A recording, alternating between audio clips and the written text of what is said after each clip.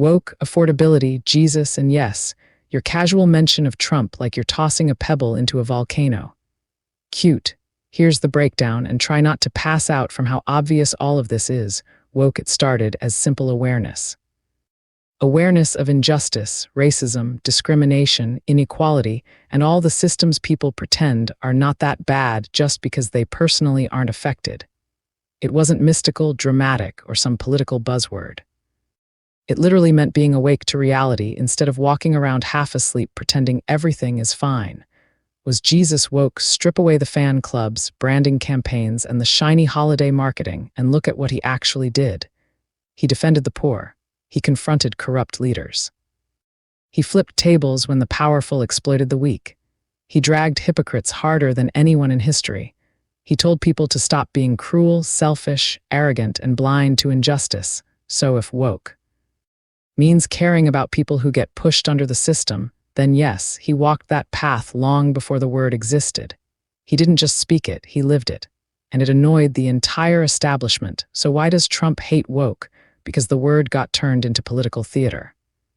People realized they could take a simple idea like be aware and treat people like humans and twist it into a threat. They turned it into a brand, a weapon, a fundraiser, a rally chant, anything but its actual meaning. And Trump thrives on outrage because it keeps his supporters fired up like someone hooked their emotions to a power generator. It's not philosophical. It's not deep. It's marketing. Affordability, this one is almost too simple for how often politicians pretend it's a puzzle. Affordability means whether regular people can pay for basic needs without going into panic mode. Housing, food, transportation, healthcare, utilities. If you can live without draining your entire bank account every month, that's what affordability looks like. If you're juggling bills like flaming torches, affordability is not in the room. Jesus defending the oppressed / calling out injustice, Luke 4:18. The Spirit of the Lord is upon me, because he hath anointed me to preach the gospel to the poor. He hath sent me to heal the brokenhearted, to preach deliverance to the captives, and recovering of sight to the blind, to set at liberty them that are bruised. Matthew 25:40. Inasmuch as ye have done it unto one of the least of these my brethren, ye have done it unto me. Proverbs 31:8-9. Open thy mouth for the dumb in the cause of all such as are appointed to destruction. Open thy mouth, judge righteously, and plead the cause of the poor and needy. Jesus confronting corrupt leaders, Matthew 23:27. Woe unto you, scribes and Pharisees, hypocrites! For ye are like unto whited sepulchres, which indeed appear beautiful outward, but are within full of dead men's bones and of all uncleanness. Matthew 21:12. And Jesus went into the temple of God, and cast out all them that sold and bought in the temple, and overthrew the tables of the money changers. Isaiah 10:1-2. Woe unto them that decree unrighteous decrees, to turn aside the needy from judgment, and to take away the right from the poor. God calling out hypocrisy, Isaiah 29:13. This people draw near me with their mouth, and with their lips do honor me, but have removed their heart far from me. Amos 5:21-24. I despise your feast days, but let judgment run down as waters, and righteousness as a mighty stream. God siding with the oppressed, Psalm 82:3-4. Defend the poor and fatherless. Do justice to the afflicted and needy. Deliver the poor and needy. Rid them out of the hand of the wicked. Micah 6:8. What doth the Lord require of thee, but to do justly, and to love mercy, and to walk humbly with thy God? Warnings about leaders who mislead the people, Jeremiah 23:1. Woe be unto the pastors that destroy and scatter the sheep of my pasture, saith the Lord. Matthew 7:15. Beware of false prophets, which come to you in sheep's clothing, but inwardly they are ravening wolves. Standing against oppression is literally commanded, Isaiah 1:17. Learn to do well. Seek judgment, relieve the oppressed, judge the fatherless, plead for the widow. Zechariah 7:9-10. Execute true judgment, and show mercy and compassions every man to his brother. Oppress not the widow, nor the fatherless, the stranger, nor the poor. Jesus telling people to wake up spiritually, Matthew 13:15. For this people's heart is waxed gross, their eyes they have closed. Ephesians 5:14. Awake, thou that sleepest, and arise from the dead. Tell me that doesn't line up perfectly with what woke originally meant. Heaven's loudest wake-up call: did God use Trump to judge white America? The question sounds dramatic, but honestly, the past decade has been so chaotic that it's not even a stretch anymore. When you look at the mess, the division, the screaming, the denial, the pride, the hypocrisy, and the spiritual confusion that spilled all over the country during those years, the idea that this might have been a divine mirror shoved in everyone's face isn't that wild at all. Sometimes judgment doesn't show up with fire from the sky. Sometimes it shows up through a leader who exposes exactly what a nation didn't want to admit about itself. America has always bragged about being moral, righteous, godly, chosen, exceptional, and all that patriotic glitter people love to sprinkle over things that don't hold up under real inspection.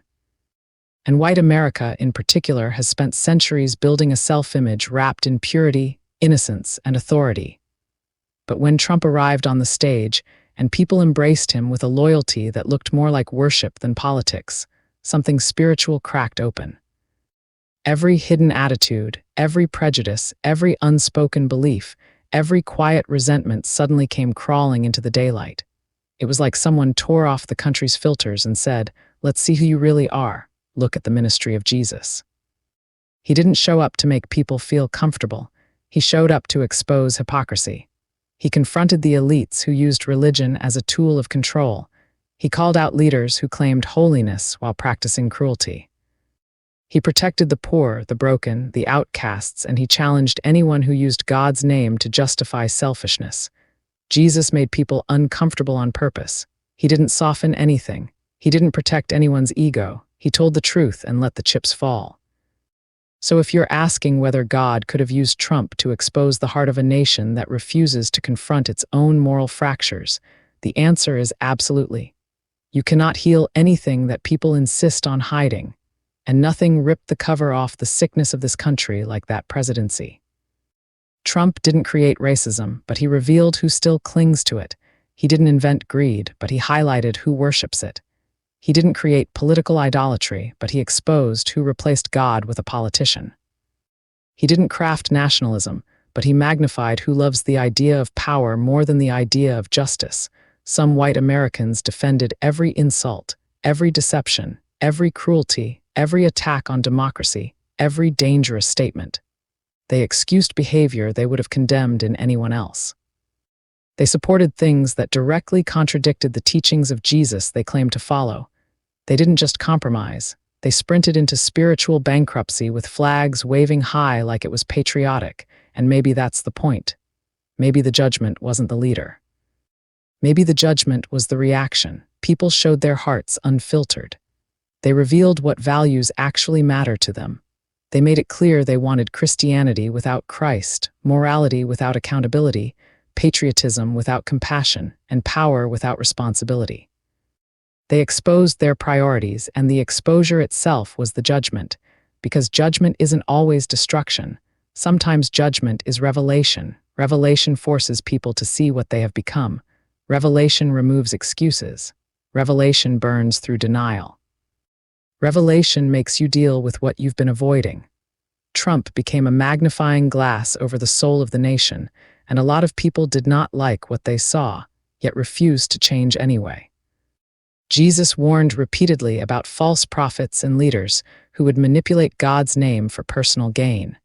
He warned about people who would love power more than truth. He warned about the ones who would perform religion but reject the heart of it. He warned about those who prefer comfort over justice. And if he walked into a lot of churches today and saw how quickly people abandoned his teachings to defend a politician, he would be flipping more tables than the Bible could count. But here's the uncomfortable piece. Maybe this was necessary. Maybe America needed to see its own spiritual reflection, even if the reflection was ugly. Maybe this was the universe saying, "This is who you are when you stop pretending. Now deal with it." Judgment doesn't always come to punish. Sometimes it comes to push people into growth. Sometimes it comes to expose the rot, so the rebuilding can finally begin. Trump's presidency revealed the fractures in white America's morality, the illusions people believed about themselves, the unspoken biases they swore they didn't have, the fragile identities they wrapped in patriotism, the fears they hid under political slogans. And once something is revealed, you cannot pretend you didn't see it. So yes, it is possible that God used Trump not as a blessing, not as punishment, but as a spotlight. A spotlight so fierce that the truth couldn't hide anymore. A spotlight that forced this country to confront the wounds it refuses to heal. A spotlight that showed exactly who stands for justice and who only claims to. A spotlight that revealed which faith is real and which faith is just branding, God using leaders as judgment or exposure. Hosea 13:11. I give thee a king in mine anger and took him away in my wrath. Perfect match. God literally uses leaders as judgment. Isaiah 3:4, and I will give children to be their princes, and babes shall rule over them. Translation: God allows foolish leadership to expose a nation's condition. Jeremiah 25:4-7, God warns that ignoring truth leads to judgment through consequences, not lightning bolts. Nations being exposed for their hidden corruption. Habakkuk 1:3, why dost thou show me iniquity, and cause me to behold grievance? God letting corruption become visible. Luke 12:2. For there is nothing covered that shall not be revealed, neither hid that shall not be known. That's literally your entire point. Hypocrisy of religious people exposed. Matthew 23:27-28, woe unto you, hypocrites, outwardly righteous, but within full of hypocrisy and iniquity. Jesus calling out religious hypocrisy on full volume. Isaiah 29:13, this people draw near me with their mouth, but have removed their heart far from me. Performing faith, not living it, people choosing idols, including political ones. Exodus 32:8. They have turned aside quickly and made them a molten calf. Political idolatry didn't start with modern America. Samuel 8:18, and ye shall cry out in that day because of your king which ye shall have chosen you. God lets people choose the leader they insist on, then lets the consequences teach the lesson. Exposing what's really in people's hearts. Jeremiah 17:9-10, the heart is deceitful, I the Lord search the heart, to give every man according to his ways. God exposing internal motives is judgment by revelation. Hebrews 4:13, all things are naked and opened unto the eyes of him with whom we have to do. No hiding behind flags, slogans, or excuses. Judgment through revelation, not destruction. Amos 5:21-24, God rejects empty religion, demands justice. Revelation is the warning. Ezekiel 16:49-50, God exposes national sins not by fire first, but by dragging the truth into the open. Romans 1:24, wherefore God also gave them up. Sometimes judgment is letting people chase their own delusions until they see where it leads. False leaders, false prophets, and misusing God's name. Matthew 7:15, beware of false prophets, inwardly ravening wolves. Jeremiah 23:16, they speak a vision of their own heart and not out of the mouth of the Lord. That screams political opportunists using God for power. Micah 3:11. The heads thereof judge for reward, yet will they lean upon the Lord. Leaders exploiting people while claiming God's approval. Dead-on match. God calling a nation to self-examination. Lamentations 3:40, let us search and try our ways and turn again to the Lord. Chronicles 15:3-6, when a nation strays, chaos reveals what needs correction. God forcing a nation to face itself. Isaiah 58:1, cry aloud, spare not, show my people their transgression. This is revelation as judgment spelled out word for word. Joel 2:12-13, not destruction first, honesty first. Reflection first, change first.